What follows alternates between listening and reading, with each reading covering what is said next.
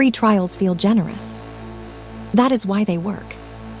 The offer sounds like a gift. Try it now, decide later, cancel anytime. No big commitment, no real risk, just a chance to experience the product before paying. It feels lightweight, reasonable, even responsible. But that first feeling hides the real structure. Most free trials are not built to maximize exploration. They are built to minimize resistance at the starting line. The goal is to move people through the first yes with as little friction as possible. Because once the first yes is made, the psychological terrain changes. This is why free trials often feel easy to start, but weirdly difficult to quit. The difficulty is not always technical. Sometimes it is emotional, cognitive, or simply logistical. The trial is optimized around a truth that modern subscription businesses understand very well. Getting in and getting out do not need to feel equally easy for the system to be profitable. A free trial is often a deal between your present self and your future self. Present you gets the excitement. Future you gets the reminder burden. That split matters because people are much more optimistic than organized. At sign-up, it feels easy to imagine that you will absolutely remember to cancel if the product is not worth it. You feel alert in that moment. The task sounds tiny. You trust your future discipline. But the platform is not betting on your intentions. It is betting on your calendar, on your distraction, on the fact that the decision to cancel will happen in a totally different emotional state than the decision to join. The product is often entered during curiosity, motivation, or self-improvement energy. Cancellation arrives later during routine life, inbox clutter, fatigue, or simple forgetfulness. That gap is where the business model lives. The trial does not need to fool you at the start. It only needs your future self to be slightly less sharp than your present self imagined. One of the most revealing moments in a free trial is when the product asks for your payment details before it has really earned trust. That is not a side detail. It is the mechanism.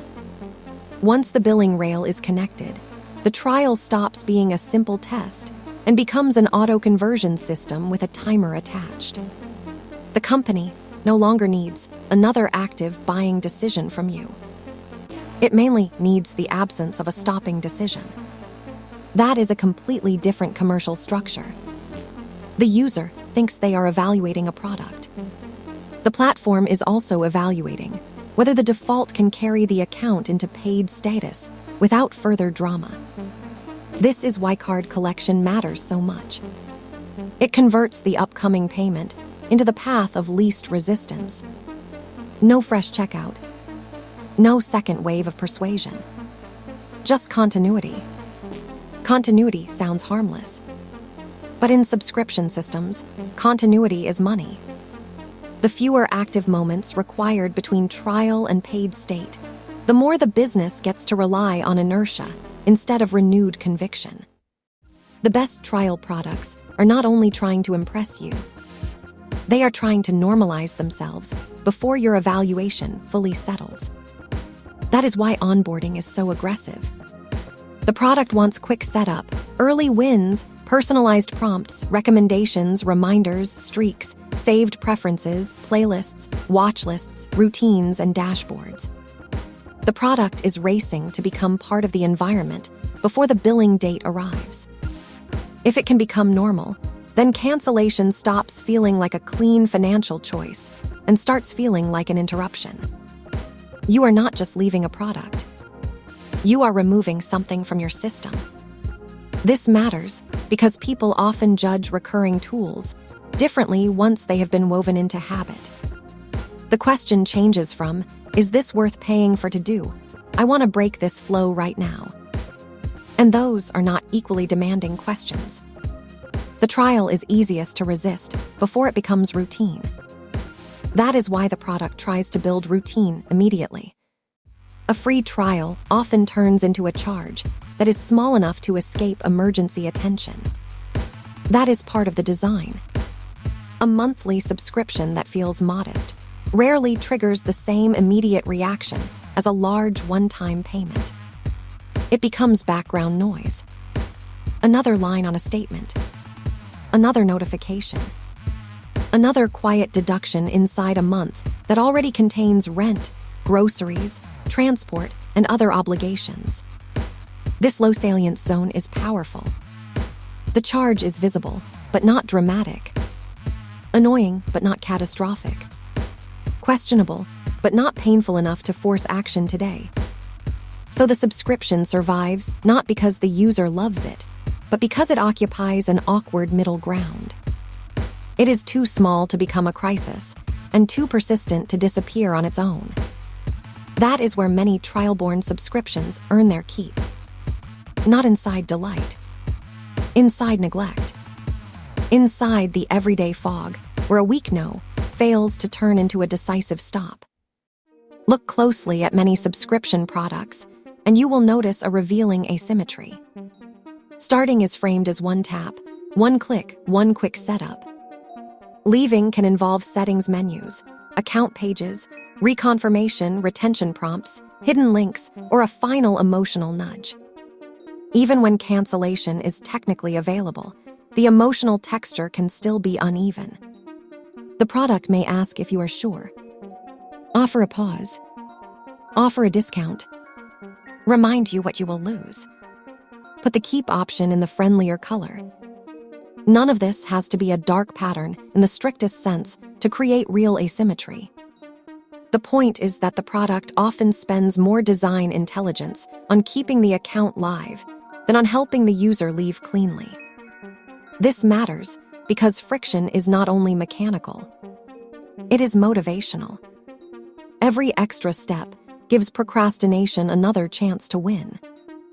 Every interruption gives fatigue another chance to say later. And later is one of the most expensive words in subscription commerce. From the business side, free trials solve several problems at once. They reduce the fear of first payment. They let people sample the product. They lower the psychological barrier for unfamiliar services. And most important, they pull more people into the system than a paywall at the front door would. That means the company gets more accounts, more onboarding data, more usage signals, more product exposure, and more chances to convert without having to win the whole argument up front. Instead of asking pay now, the trial asks start now. That is a much easier request, especially in markets where comparison is fast and alternatives are abundant. Trials also create a nice accounting story for growth teams. More starts, more activated users, more accounts entering lifecycle sequences, more retention experiments. In other words, the trial is not just a courtesy to the user. It is a funnel architecture that transforms low-commitment interest into monetizable behavior over time. Free trials are not free from risk on the company's side. If the user feels trapped, tricked, or worn down into paying, the short-term revenue can come with a long-term trust cost. The brand starts feeling tactical instead of useful. Every reminder sounds manipulative. Every pricing email feels loaded. The product may still be strong, but the billing experience reframes the relationship. This matters especially in categories that depend on credibility, identity, and word of mouth. If the exit path feels ugly, the user may not just cancel. They may tell the story as a warning. And people love sharing stories about products that were easy to join and strangely irritating to leave. That is why some of the best subscription products try to make cancellation emotionally clean, even when they do not make it frictionless. They understand that a canceled user can still be a future customer, an advocate, or at least not an enemy. A trapped user rarely stays emotionally neutral. The smart way to read a free trial is not to ask only what do I get for 7 or 14 days. Ask what system begins if I say yes. Is payment information required now? Is the renewal date obvious? Does the product remind me clearly before charging? Can I cancel inside the same surface where I signed up? Does the offer depend on forgetting? Does the product need friction to keep the economics working? Those are the real questions. Because the trial headline only describes the entry, the structure behind it describes the business model. A good free trial lowers risk without disguising the handoff to paid. A predatory one lowers attention at the front and raises confusion at the back. Once you see that difference, you stop reading free as the whole story. You start reading the renewal architecture behind the word.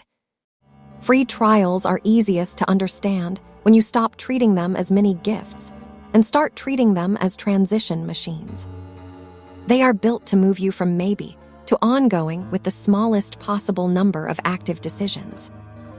That is why the beginning feels so light.